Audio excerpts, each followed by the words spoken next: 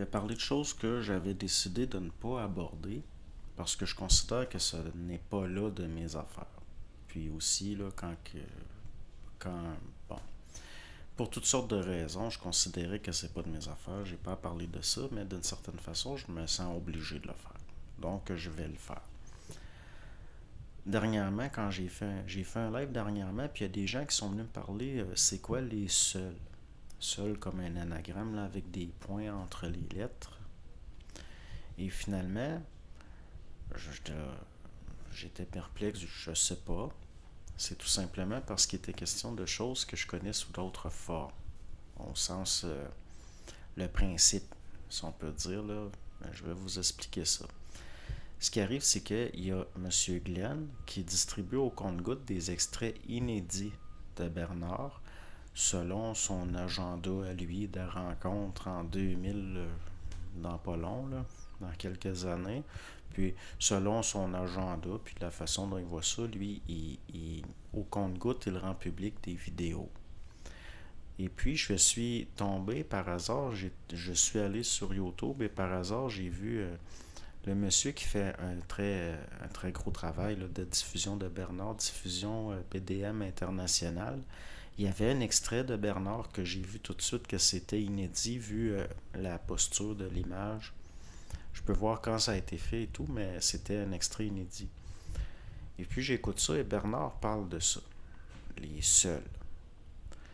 Là, dernièrement, là, par après, je me suis dit, ça, c'est certainement un extrait qui vient de chez Glenn, étant donné que selon son agenda à lui, selon le travail qu'il fait pour un agenda, si on peut dire, peu importe, là, c'est pas important de définir ça, tant que c'est pas bon.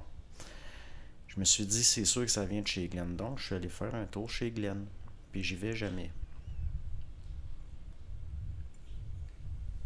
Monsieur Glenn, comme dans la dernière année, par exemple, Monsieur Glenn, lui, continue sur dans ce qui est sa, comment je pourrais appeler ça?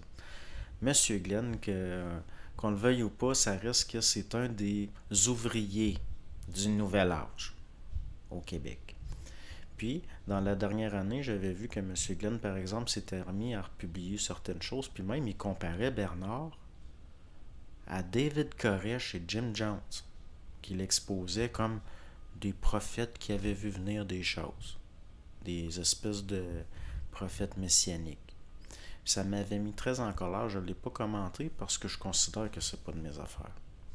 Mais David Koresh était un concierge qui a détourné un petit groupe de croyants au Texas qui a finalement pris le contrôle d'un certain groupe, puis ça a donné la tragédie de Waco. Tragédie de Waco qui ressemble étrangement à une expérience pour voir comment les micro-sociétés peuvent ou non résister face à des instances étatiques de police un peu militaire au niveau là, d'assaut de lieux. Puis David Koresh, il y a d'autres choses étranges par rapport à lui. Puis ses propres enfants ont témoigné à quel point ce bonhomme-là était monstrueux. C'était une espèce de prédateur horrible. Puis il a comparé aussi Bernard à Jim Jones. Jim Jones qui était un communiste, un bonhomme d'extrême gauche qui avait essayé de fusionner le, le, le socialisme avec le christianisme en tant que pasteur. Et il faisait des... C'est un être vraiment, moi à mes yeux, monstrueux. Une espèce de possédé, un vrai malade. Puis ça a donné une des pires tueries sectaires que j'ai jamais eues en Guyane. Puis même s'il y a encore aujourd'hui des choses qui sont pas claires par rapport à ça, c'est réellement lui l'instigateur de ça. Et on peut se demander à quel point aussi ce n'est pas possiblement que c'est peut-être encore une fois quelqu'un qui a été manipulé comme David Koresh pour des raisons d'expérience, de faire une expérience par certaines instances. Depuis la Deuxième Guerre mondiale, vous le savez peut-être, il y a eu l'opération Paperclip et il y a des savants comportementalistes qui se sont mis à travailler pour la CIA et c'est depuis ce temps-là qu'il y a certaines choses étranges comme ça. Donc, dernièrement, je m'en vais chez Glenn, que je n'écoute pas parce que il sort des choses je le considère comme un ouvrier du nouvel âge, puis aussi ce qu'on pourrait appeler de la spiritualité sous-coupiste. Donc, je me dis, c'est pas de mes affaires, je m'en mêle pas. Mais je vais voir quand même parce que je sais que l'extrait vient de là. C'est clair que c'est lui qui a mis ça, parce que comme je vous dis, au compte-gouttes, il sort des extraits selon son grand rendez-vous.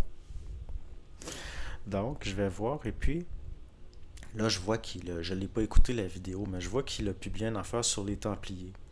Et dedans, il y a un extrait d'un bonhomme qu'il a connu, Luc Jouret. Luc Jouret, médecin homéopsychopathe, qui était le rabatteur d'une espèce de receleur en joaillerie mafieux qui s'appelait Joe DiMambro. Et là, on est vraiment dans les bas-fonds, là. Les bas-fonds. Il y a des hauts cadres d'Hydro-Québec. Il y a un haut cadre d'Hydro-Québec que lui et sa femme sont décédés par rapport à des magouilles liées à ces espèces de templiers de pacotille qui étaient l'OTS. Et il y a des millions encore aujourd'hui qui ont disparu. Puis finalement, en France, ça a fini, ça s'est continué par après, jusque dans le Vercors, il y a encore des choses qui sont pas claires, qui ne sont pas claires. Et il nous met ça comme un templier des temps modernes. Luc Jouret. En plus, je remarque qu'il y a aussi un extrait de Jacques Languirand. Jacques Languirand, autre ouvrier du Nouvel Âge au Québec, qui a égaré le public pendant des décennies dans la recherche subjective du sens. Ce qui fait qu'au niveau de l'intellect, il y a une subjectivité qui était créée et engendrée là au point où il devenait impossible d'intégrer la nature des choses.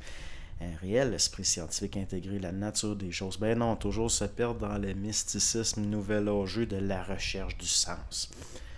Languirand qui est maintenant un homme de triste mémoire et j'ai pas à rappeler pourquoi. De toute façon, ce qui se ressemble se rassemble, semble-t-il. Donc là, j'ai compris d'où ça venait cet extrait-là. Et là, Bernard, dans cet extrait-là, parlait les seuls. Les seuls. Fait que là, j'écoute ça. Et là, ils se mettent à parler de quelque chose, là, ils se mettent à citer la Bible et là, c'est de ça qu'il est question. Moi, ce que eux appellent par rapport là, à l'extrait de la Bible, par rapport à ça, au niveau de ce que j'en connais, c'est ce que dans certaines obédiences protestantes, on appelle l'enlèvement de l'Église. Mais Bernard est là à parler comme c'est une affaire là, du monde qui travaille sur les terres, puis là, ils vont être enlevés par un ovni. Il faut comprendre qu'à cette époque-là, Bernard, qui est un homme très sensible, est entré par la porte du Nouvel Âge pour rejoindre un public au Québec et que parfois, je n'ai pas le choix de donner raison à Charles Sabourin, il s'ajustait trop au public. Et c'est là que je considère que c'est certain qu'il y a eu de la pollution qui a passé à travers Bernard comme il en passe à travers tout le monde. Et là, j'écoutais ça, puis je me disais, c'est quoi ça? Puis là, l'affaire les seuls. C'est ce que certaines obédiences protestantes appellent l'enlèvement de l'Église, qui fait référence à certains extraits dans la Bible et les évangiles qui est censé se produire avant ce qu'on appelle les tribulations. Pour employer un langage que tout le monde peut comprendre, les tribulations, c'est les événements de fin de cycle. Donc, il y a certains oints, si vous voulez, c'est-à-dire des gens marqués qui sont censés, selon certains écrits et selon certaines interprétations, être retirés du plan matériel comme on le connaît et ne pas avoir à vivre ça. Une forme de transfiguration séraphique, l'enlèvement des corps. Là. Mais là, allez mêler ça avec des enlèvements ufologiques, puis je regarde ça d'un œil dubitatif. Je sais que nous avons beaucoup parlé contre le doute, et puis mais là, ça commence à être dans des eaux réellement boueuses. Et la vibration que Bernard avait au début, quand il est entré par la porte de Glenn vers le public, vers le grand public au large, et ce que Bernard était à la fin, quand il parlait de psychologie évolutionnaire, moi je vois une grande marge. Et c'est là que je considère qu'il va falloir avoir beaucoup de discernement. De discernement. Et c'est là, jusqu'à un certain point, qu'il va y avoir un tri au niveau de ça, là, du discernement. Parce que quand je regarde ça, là, il y a certaines choses, ça sent comme d'où ça vient. Ça sent comme d'où ça vient. Puis ça me fait pas vibrer, moi, leurs histoires de seuls.